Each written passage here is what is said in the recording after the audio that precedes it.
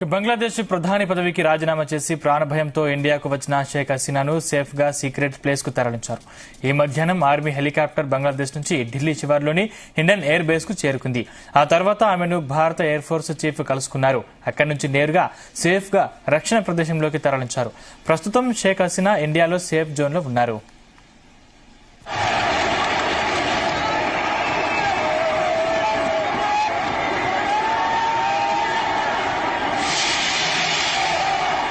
బంగ్లాదేశ్ లో పరిస్థితులు భారత్లో అప్రమత్తమై ప్రధాని Modi high level review meeting జరిపారు.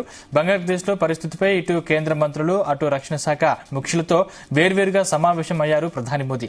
ప్రధాని నివాసంలో రాజ్నాథ్, దోవల్, అమిత్ షా, జైశంకర్, నిర్మలా సీతారామన్ సమావేశమయ్యారు. షేక్ హసీనాకు రక్షణ, సరిహద్దుల్లో సైన్యం మోహరింపు, హిందువుల రక్షణ కోసం తీసుకోవాల్సిన చర్యలపై చర్చించారు.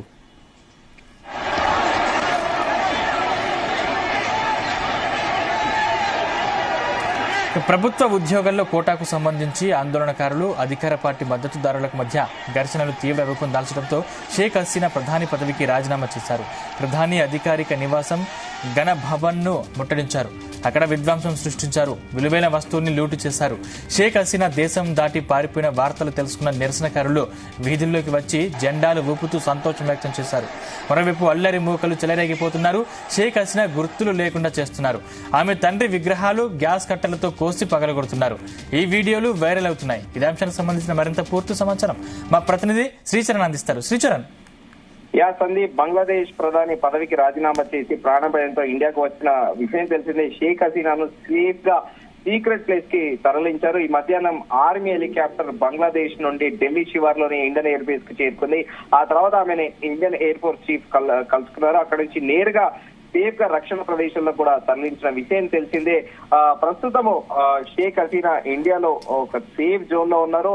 ఆమె ఐడెంటిటీని ఇప్పటికి కూడా ఆమె ఎక్కడ ఉన్నారు అనేది కూడా ఎవరు కూడా బయట పెట్టారు. సో తాజాగా ఈ నేపథ్యంలో కూడా CCS కీలక కమిటీ సమావేశమైంది. The cabinet committee on security is the cabinet committee of the government of India that discuss the debates and is the final decision making body on senior appointments in the national security apparatus, defense policy and expenditure and generally all matters of India national security. అయితే దేశంలో జరిగే శాంతి భద్రతలతో పాటు కీలకంగా policy making పైన కూడా ఈ సమావేశం అనే ఉంటుంది. ఈ సమావేశంలో కేంద్ర రక్షణ శాఖ మంత్రి రాజ్నాథ్ సింగ్ తో పాటు కేంద్ర హోంమంత్రి అమిత్ షా, అలాగే ఆర్థిక మంత్రి నిర్మలా సీతారామన్, అలాగే విదేశాంగ మంత్రి జైశంకర్ కూడా ఈ సమావేశంలో పాల్గొన్నారు. దీంతో పాటు ప్రధానమంత్రి కార్యాలయం అధికారులతో పాటు కేబినెట్ సెక్రటరీ రాజీవ్ గౌబా కూడా ఈ కార్యక్రమంలో పాల్గొన్నారు. ఇది అత్యవసర సమావేశం అని కూడా మనం చెప్పుకోవచ్చు. ప్రస్తుతము బంగ్లాదేశ్ లో ఉన్న పరిస్థితులు, భారత్ లో ప్రస్తుతం ప్రధాని మోదీతో పాటు కేబినెట్ మంత్రులు, అధికారులందరూ కూడా అప్రమత్తమై హై లెవెల్ రివ్యూ మీటింగ్ కూడా జరిపారు. బంగ్లాదేశ్ మంత్రులు అటు రక్షణ శాఖ ముఖ్యులతో కూడా వేరే సమావేశం అయ్యారు ప్రధాని మోదీ. ప్రధాని మోదీ నివాసంలో ఇందాక అనుకున్నట్టు రక్షణ మంత్రి రాజ్నాథ్ సింగ్ తో పాటు కేంద్ర హోంమంత్రి అమిత్ షా, అలాగే విదేశాంగ మంత్రి జైశంకర్, అలాగే ఫినాన్స్ మినిస్టర్ నిర్మలా సీతారామన్ కూడా సమావేశమయ్యారు. షేక్ హసీనాకు రక్షణతో పాటు సరిహద్దుల్లో సైన్యం మోహరింపు, హిందువుల రక్షణ కోసం తీసుకోవాల్సిన చర్యలపై కూడా చర్చించారు. అసలు బంగ్లాదేశ్ లో ఈ గొడవ, ఈ రగడ ఎలా మొదలైందంటే ప్రభుత్వ ఉద్యోగాల్లో కోటాకు సంబంధించి ఆందోళనకారులు, అధికారిక పార్టీ మద్దతుదారులకు మధ్య ఘర్షణలు తీవ్ర రూపం దాల్చడంతో షేక్ హసీనా ప్రధాని పదవికి రాజీనామా చేశారు. ప్రధాని అధికారిక నివాసం గణభవన్ కూడా ముట్టడించారు. అల్లరి ముక్కలు అక్కడ విధ్వంసం సృష్టించారు. మన విజువల్ లో కూడా చూసాము. విలువైన వస్తువులన్నింటినీ కూడా లూటీ చేశారు. షేక్ హసీనా దేశం దాటిపోయిన వార్తలు తెలుసుకున్న నిరసనకారులు వీధుల్లో వచ్చి జెండాలు ఊపుతూ సంతోషం వ్యక్తం చేస్తున్నారు. మరోవైపు అల్లరి మూకలు చెలరేగుతున్నారు తీవ్ర స్థాయిలో. షేక్ హసీనా గుర్తులు లేకుండా కూడా చేస్తున్నారు. ఆమె తండ్రి విగ్రహాలను గ్యాస్ కట్టర్లతో కోసి పడేస్తున్నారు. ఈ ప్రస్తుతము ప్రపంచ వ్యాప్తంగా కూడా ఈ వీడియోలు వైరల్ అవుతున్నాయి. అయితే దీన్ని దృష్టిలో పెట్టుకొని కూడా బంగ్లా పరిస్థితులపై ప్రధాని నరేంద్ర మోదీ స్వయంగా రంగంలో దిగి ఉద్రిక్తల అప్రమత్తపై హై లెవెల్ మీటింగ్ కూడా పెడుతున్నారు. ఇప్పుడు ముజీబర్ రెహమాన్ విగ్రహాలు, షేక్ హసీనా తండ్రి విగ్రహాలు ధ్వంసం చేయడం కూడా మనం విజువల్ లో చూస్తున్నాము.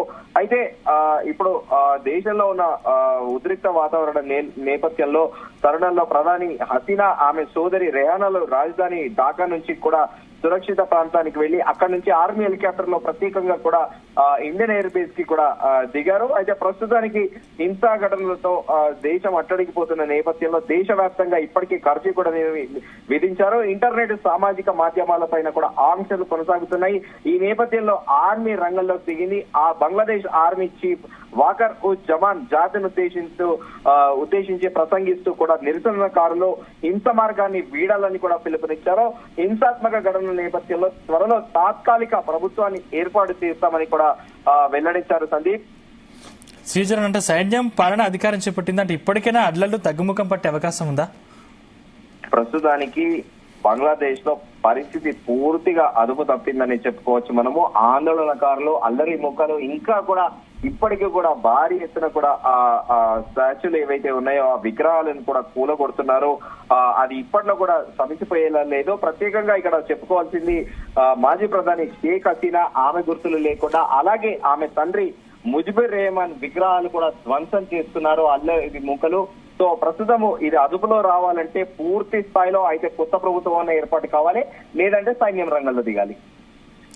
Right, thank you Sricharan.